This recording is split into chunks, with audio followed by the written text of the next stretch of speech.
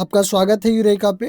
आइए हम देखते हैं आज के न्यूज़पेपर से संबंधित महत्वपूर्ण करंट अफेयर को। 3 जनवरी 2026 को वेनेजुएला के राष्ट्रपति निकोलस मादुरो एवं उनकी पत्नी को अमेरिका सैन्य अभियान के तहत उनको गिरफ्तार करके अमेरिका लाया गया है और इस सैन्य अभियान का नाम एब्सोल्यूट रिजर्व दिया गया था। वेनेजुएला सुप्रीम कोर्ट के आदेश के बाद वहाँ के जो उपराष्ट्रपति थे, जिनका नाम डेल्सी रोड्रिग्स है, उनको वहाँ का अंतरिम राष्ट्रपति बनाया गया है।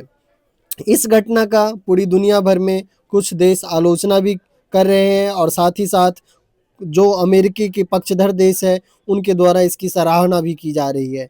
यूएन के द्वारा भी इस अमेरिका की इस कार्रवाई की आलोचना की गई है और साथ ही साथ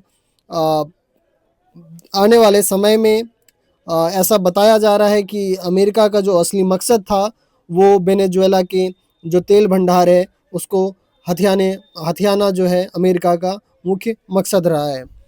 दूसरी खबर है, दिल्ली सरकार रेबीज को महामारी रोग अधिनियम के तहत अधिसूचित बीमारी के रूप में घोषित करेगी। तीसरी महत्वपूर्ण खबर है, विश्व पुस्तक मेला का आयोजन वो दिल्ली के भारत मंडपम में किया जाएगा। इस मेले में इस बार 30 देश शामिल हो रहा है और साथ ही साथ कतर को गेस्ट ऑफ ऑनर का दर्जा दिया गया है और स्पेन को फोकस कंट्री के रूप में रखा गया है। कृषि एवं किसान कल्याण मंत्री शिवराज सिंह चौहान ने 25 फसलों की 184 उन्नत किस्में जारी की है, जिसे आप HIV सीड्स के नाम से भी जानते हैं, हाई यील्डिंग वैरायटी भी कहते हैं। ये किस्में अधिक उपज देने के साथ ही कम उर्वरक और प्रतिकूल मौसम में भी अच्छी उपज देंगी। बीज, पानी और कीटनाशक की ज़रूरत अपेक्षाकृत कम होगी और इससे किसानों का बचत बढ़ेगा। रोग कीटनाशक प्रतिरोधी किस्मों के सिंचाई एवं दवाइयों का खर्च घटेगा। बेहतर गुणवत्ता की उपज से किसानों को बेहतर दाम मिलेंगे। भारतीय कृषि अनुसंधान परिषद, जिसे हम शॉर्ट में ICR कहते हैं, और राज्य व केंद्रीय कृषि विश्वविद्यालय और निजी कंपनियों के प्रयास से विकसित ये किस्में जलवायु परिवर्तन के दुष्प्रभाव से निपटने के लिए महत्वपूर्ण साबित होगा, ऐसा कहा जा रहा है। इसके बाद में जो अगली महत्वपूर्ण खबर है वो समुद्र प्रताप, एक प्रमुख प्रदूषण नियंत्रणकारी पोत है।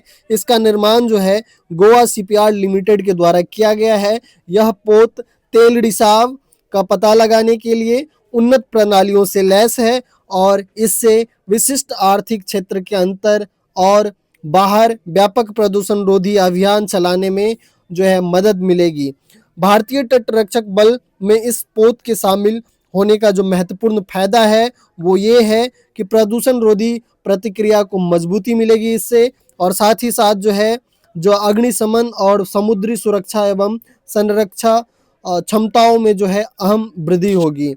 आप ये महत्वपूर्ण करंट अफेयर के रूप में याद रखेंगे और समुद्र प्रताप का निर्माण गोवा शिपयार्ड ने किया है, ये भी याद रखेंगे। राजनाथ सिंह जो रक्षा मंत्री जी हैं उनके द्वारा ये भारतीय तटरक्षक बल को सौंपा जाएगा।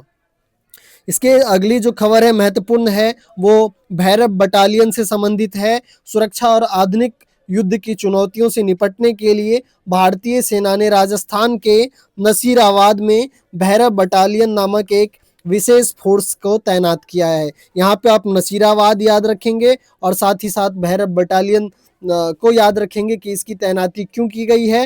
तो सुरक्षा और आधुनिक युद्ध की चुनौतियों से निपटने के लिए की गई है। कहाँ पे की गई है? तो राजस्थान के नसीराबाद में की गई है। अब इसके बाद जो नेक्स्ट जो महत्वपूर्ण करंट अफेयर है वो ये है, INSV कैंडिन्य के संबंधित है। यह एक भारतीय नौसेना का जहाज है। यह आधुनिक जहाज के विपरीत बिना इंजन का जहाज है। ये पूरी तरह से हवा से चलने वाली जहाज है। इसका निर्माण 5वीं सदी के जहाज निर्माण विधि के अनुसार किया गया है और वर्तमान में यह जहाज गुजरात के पोरबंदर से ओमान के मस्कट के बंदरगाह की यात्रा पर है। तो आप इस जहाज का नाम याद रखेंगे और ये याद रखेंगे कि बिना इंजन की ये जहाज है, इसलिए ये अधिक महत्वपूर्ण हो जाता है। और इसका जो निर्माण है 5वीं सदी की जो जहाज निर्माण की जो तकनीक है उसके अनुसार किया गया है। ये पूर्ण रूप से हवा के जिस ओर हवा बहती है उसी हिसाब से जो है इसकी धारा के साथ में जो है ये जहाज चलती है। अब जो नेक्स्ट खबर है वो रूस से भारत के व्यापारिक घाटा को लेकर के है। ये अत्यधिक महत्वपूर्ण है और मैं इसे जो है दैनिक जागरण राष्ट्रीय संस्करण से संकलित कर आपके लिए लाया हूँ और ये आपके एग्जाम के पॉइंट ऑफ व्यू से बहुत ही महत्वपूर्ण साबित होगा, चाहे वो आपकी मेंस का एग्जाम हो या फिर आपका पीटी का एग्जाम हो। क्योंकि गत वर्ष जो है दिसंबर में रूसी राष्ट्रपति व्लादिमीर पुतिन भारत की यात्रा पे आए थे, क्योंकि भारत और रूस के मध्य जो है द्विवार्षिक वार्ता दोनों देशों के मध्य में किया जाता है। तो इस वार्ता के लिए रूसी राष्ट्रपति भारत के दौरे पे थे। तो वित्त वर्ष 2024-25 के दौरान करीब 60 अरब डॉलर का जो है भारत और रूस के बीच जो है व्यापार घाटा रहा भारत का। दिसंबर 2025 में रूस के राष्ट्रपति पुतिन भारत आए थे और इस द्विपक्षीय बात में जो है दोनों देशों के मध्य व्यापार संतुलन यानी कि भारत से रूस को निर्यात बढ़ाने पर जो है सहमति बनी थी। और क्योंकि अगर भारत का निर्यात बढ़ता है तो इससे भारत का व्यापारी घाटा कम होगा और व्यापारिक संतुलन जो है स्थापित होगा भारत और रूस के व्यापार के मध्य।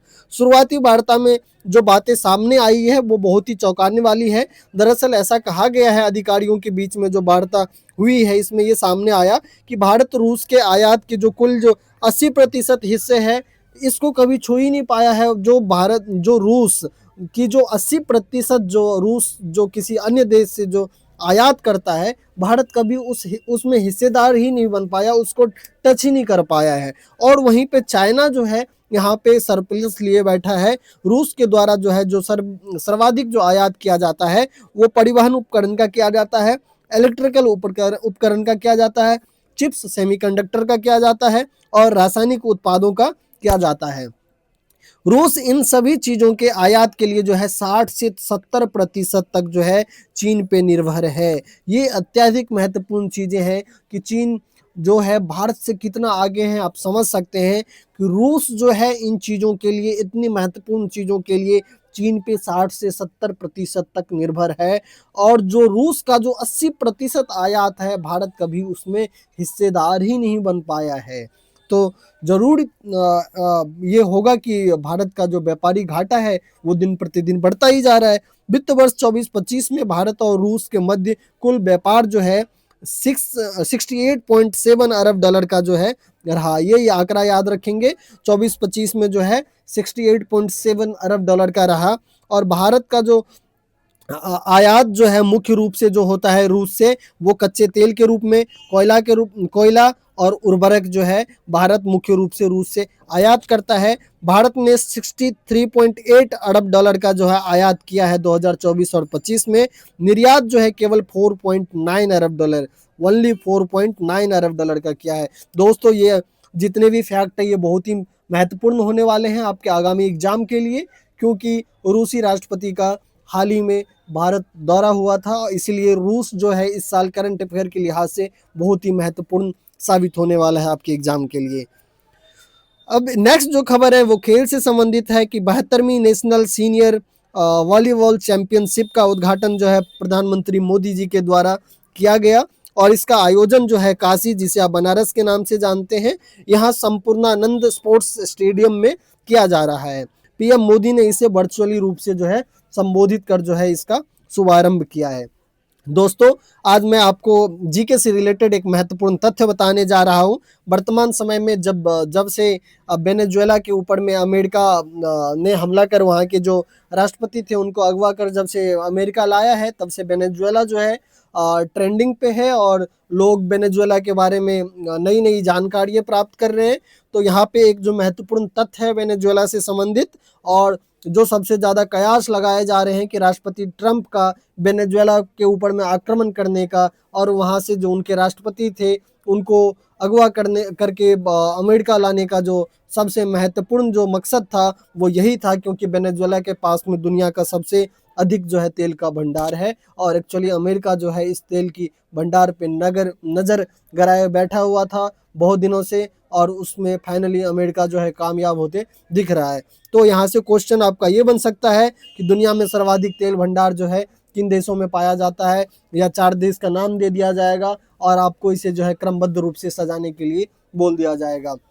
तो सर्वाधिक तेल भंडार जो है वेनेजुएला के पास में है, सेकंड नंबर पे सऊदी अरब है, थर्ड नंबर पे ईरान है और फोर्थ नंबर पे कनाडा है। दोस्तों आपको अगर ये वीडियो पसंद आया हो तो लाइक करें, चैनल को सब्सक्राइब करें और साथ ही साथ कमेंट बॉक्स में बताएं ताकि मैं प्रोत्साहित होकर के आपके लिए और अधिक से अधिक वीडियो बनाकर